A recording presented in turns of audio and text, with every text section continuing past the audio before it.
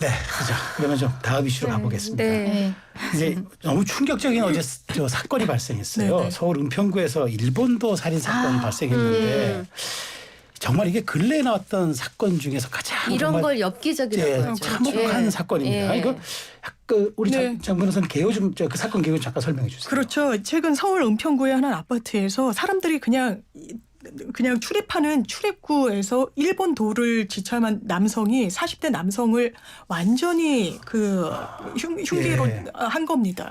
그래서 너무 출혈이 많아서 병원으로 이송됐지만 이 40대 남성은 사망했어요. 사망했고.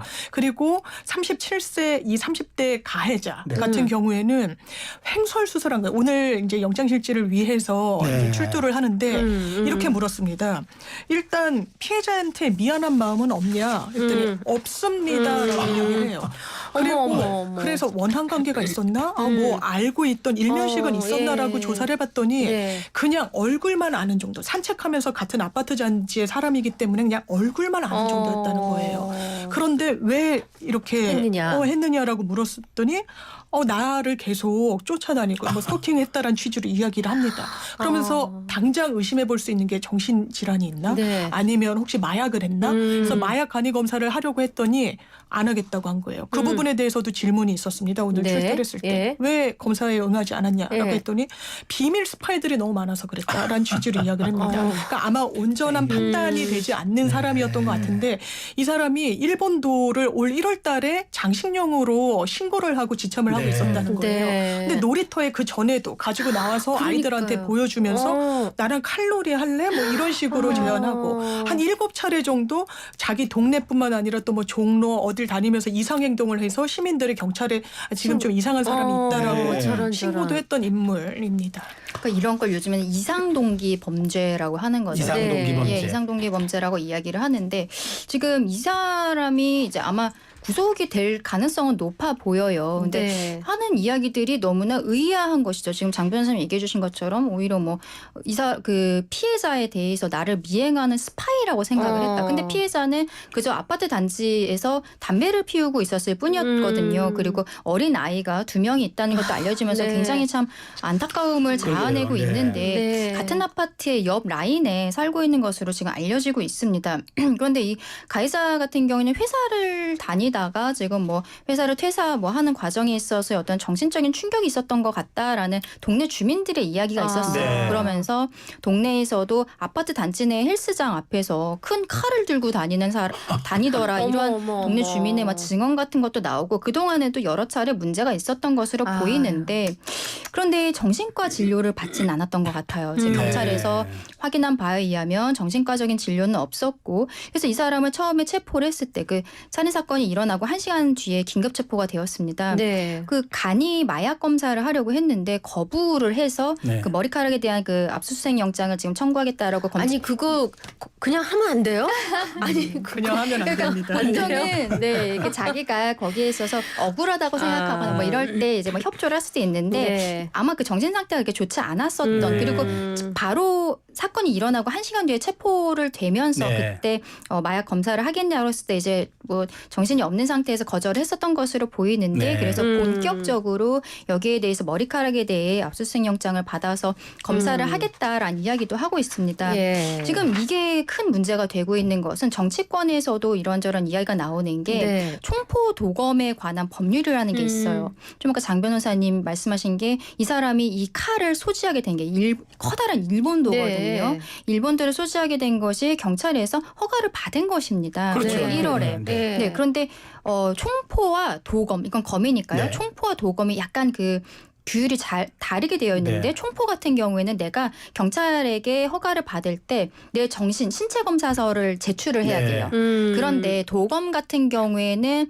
이게 규칙상으로 굳이 신체 검사서를 그 제출은 안 하고 그 대신 경찰 쪽에서 이 사람이 정신병력이 있는지 뭐 이런 것들을 확인만 합니다. 근데 이 사람은 그게 없었던 거예요. 그리고 총포 같은 경우에는 한 3년에 한 번 정도씩 연장 허가를 해줄 때 네. 그때 다시 한번 이제 신체 검사 같은 것들이 들어가는데 해요. 도검은 없는 거예요. 아니 일단 할 건 다 했네요. 예, 경찰에서는 네. 사실상 현 제도상으로는 현 제도상으로는 1월에 이 뭐 그 소총 그 갖고 다니는 것이 아니라 집에 갖고 있겠다라고 하면서 신청한 것에 대해서 그때 뭐 정신적으로 문제가 없다는 것을 내부적으로 스크리닝은 이미 했었던 건데 그리고 근데 도검 같은 경우에는 그 이후에 연장 허가를 해줄 때 더 이상의 별것 보지를 않는다는 거예요. 그 다음에 나오는 마약이나 알코올 중독이나 뭐 정신 심신미약이라든지 예. 이런 것들에 대해서 총포는 어느 정도 확인을 하는데 도검은 하지 않는다는 것이 이번 사건으로 인해서 드러나게 된 것입니다.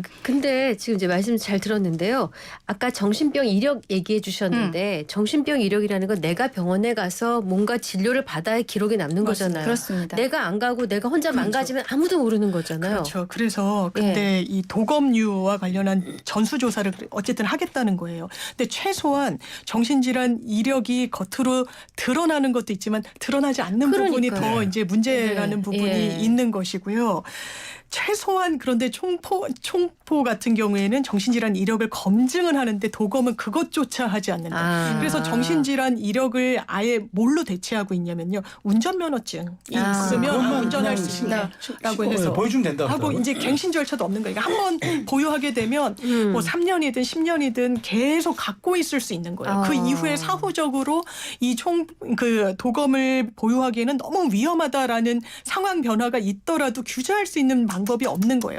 일단 전수조사 하겠다고 했고 앞으로는 면담 조치하겠다. 가정폭력과 뭐 관련 범죄 이력이 있는지도 살펴보겠다라고 이제 경찰은 하고 있습니다. 이 사람은 올해 1월에 이제 허가를 받았기 때문에 네. 지금이 7월이잖아요. 네네. 그래서 뭐 그 전에 오늘 어떤 8월 상이 됐다. 그런데 8월 네. 됐는데 그러니까 이거를 받았을 때 뭐 어떤 목적이 있었는지는 모르겠습니다만 조금 정신적으로 좋지 않았을 가능성이 있다는 거.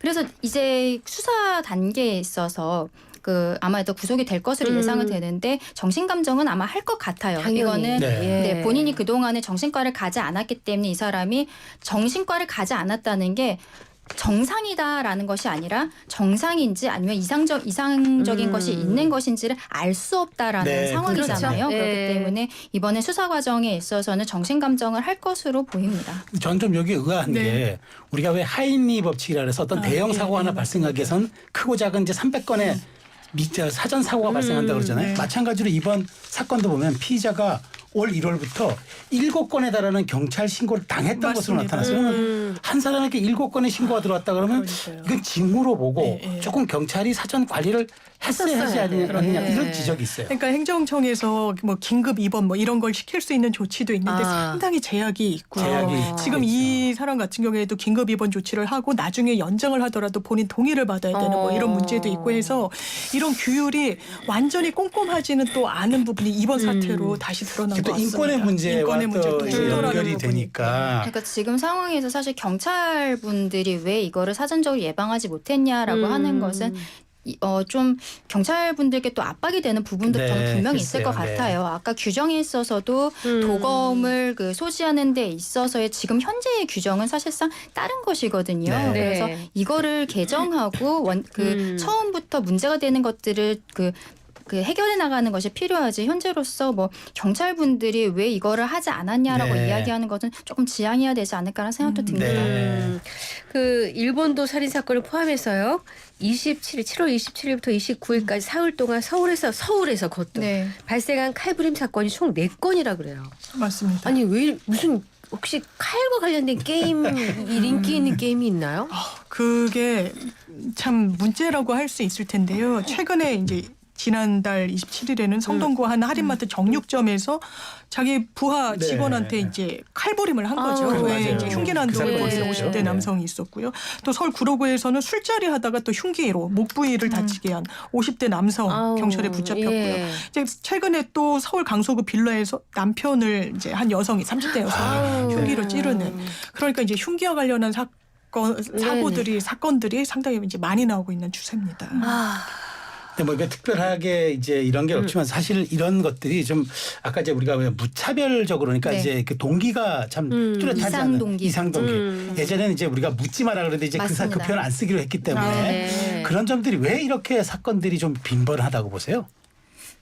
그죠. 뭐 제가 범죄 글쎄요. 심리학자는 아닌데. 아니기 그러니까, 때문에 예. 뭐 계속적으로 이런 사건들이 늘어나는 것으로 보이는 건 사실인 것 같아요. 우리가 충격받았던 게 서현역 사건 그러니까요. 그리고 맞아요. 신림역 사건 그 이전에 생각해 보면은 강남역에서 그 모르는 여성을 맞아요. 살해했었던 사건들 예. 이런 것들이 반복이 되면서 굉장히 좀 그 사회적으로 충격을 네. 굉장히 주지 않았습니까? 네. 근데 이런 거에 있어서 우리가 저는 그 제가 여기에 대해서 뭐 왜 이런 게 많이 생긴다라고 네. 말씀드릴 수는 없지만 경찰에 대해서 탓하는 문화는 조금 없어졌으면 좋겠다. 네. 우리 경찰분들 열심히 하고 계시는데 왜 이런 사람들을 미리 잡지 못했냐라고 이야기하시는 거는 조금 문제가 있는 것 같고 이게 우리가 어떤 문제가 되는 사람들을 발견을 했을 때 관리하는 시스템 그렇죠. 지금 오늘 예. 이 일본도 살인 사건의 경우에도 그 이전에 몇 차례 경찰에 신고가 들어가 있었던 네. 부분 이런 사람들에 대해서 어떻게 관리를 할 것인지 그리고 맞아요. 형을 살고 나온 사람들에 대해서 우리가 어떻게 관리할 것인지 이런 것들을 국회에서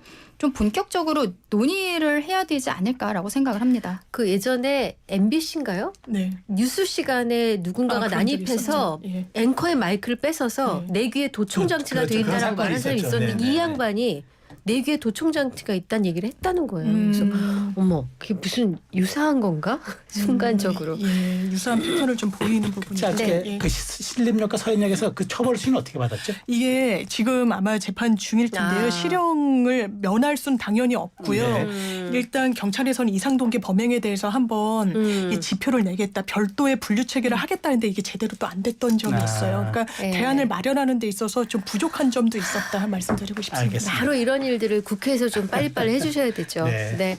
자, 오늘 시사 맛집 장강 장윤미 강전혜 변호사 두 분과 함께했습니다. 말씀 잘 들었습니다. 감사합니다. 감사합니다. 감사합니다.